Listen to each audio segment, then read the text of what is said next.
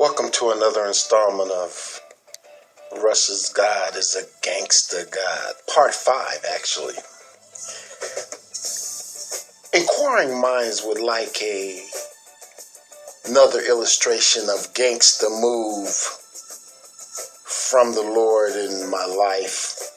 So I thought I would tell you a little story. I was living in Salt Lake City, working and playing in bands, actually living a great life. I knew little about Jesus, though. I knew a Bible Jesus, basically. I didn't fear anything about God. I didn't actually fear anything about anything. So I was shacking up with a lady, living in sin. I was an adulterer. I was a drug addict. Tried to smoke up oblivion with the weed, man. I did everything and anything that I was bad enough to do. So I was living with a lady, and she had taken my car. After she had bought it, she took it and put gas struts all the way around. And what that means is she reinforced my car. She didn't want nothing to happen to me, so she spent money to reinforce the shock absorber system in my car. This ties into the story that I'm about to tell you. So I met this lady, just flat gorgeous, man. I have never met a lady as pretty as this lady was. And my Dracula antennas went up. I was going to bite this lady on the neck and have her in my harem. You know, I thought I was Dracula, basically. And so we decided to go to a place called Wendover, Nevada, which is a few miles outside of Salt Lake City, where they have casinos and things back then. So I went in and told my lady some type of lie. She didn't care. She loved me, man. I could do anything I wanted. So I took this other lady to Wendover, and we had a ball. I put her on the dice table, and she won me $600, and she gave it to me, man. Wow. So on the way home, I was contemplating how to go get a room and stuff and make this happen, man. I was going to sleep with a married woman. Her husband was stationed in Guam, so I didn't have any problems worrying about him. And I'm just going to do this in front of the Lord. I'm just going to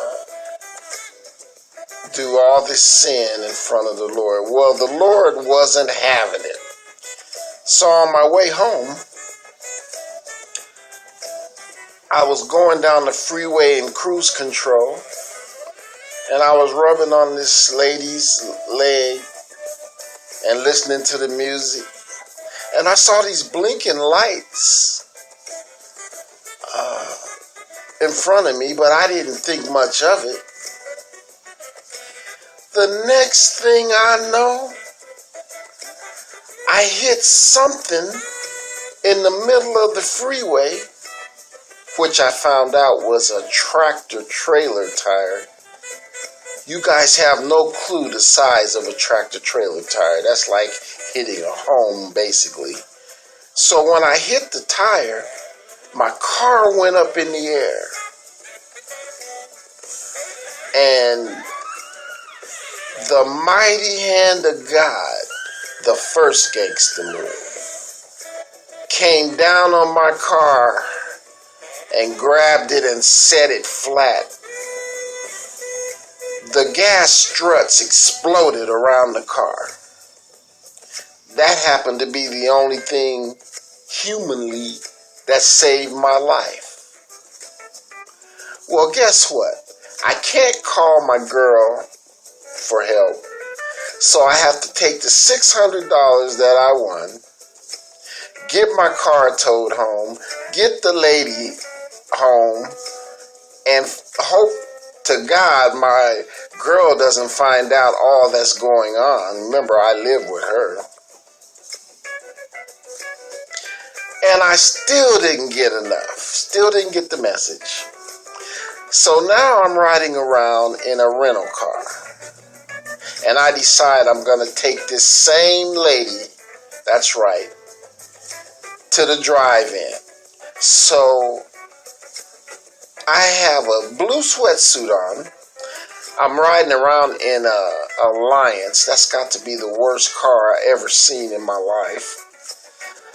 I have $100 in cash, 20s, 10s, and 5s, and my driver's license in a zip compartment on the front of my sweatsuit. I tell my lady some story I made up, and she says fine. Remember, she loves me. And I basically go outside to empty the trash, and when I threw the trash in the dumpster, undoubtedly the money and my driver's license came out of my pocket. So I looked all over for my money and my driver's license. I couldn't find it, so I retraced my steps back to the trash can, the dumpster, and I found $10 under the trash can, and I found another $5 a few feet away. No more. So I picked up my little $15 and went to the drive-in with the girl.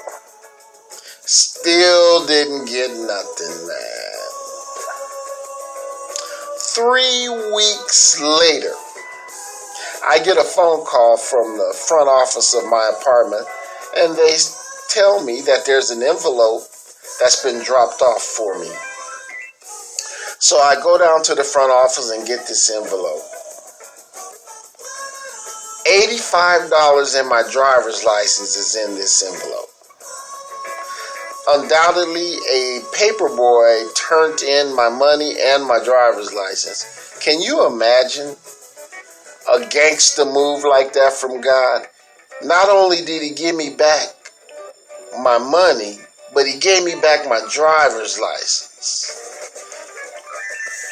That was the last time I ever tried to commit adultery. Every time I tried to commit adultery, the Lord spanked my hiney. So for those of yous out there that's even thinking about it,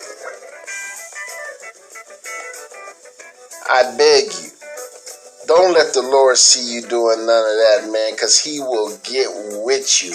He's a gangster. Flat believe me when I say that. This concludes another installment of Russ's God is a Gangster God, Part 5. Bye-bye.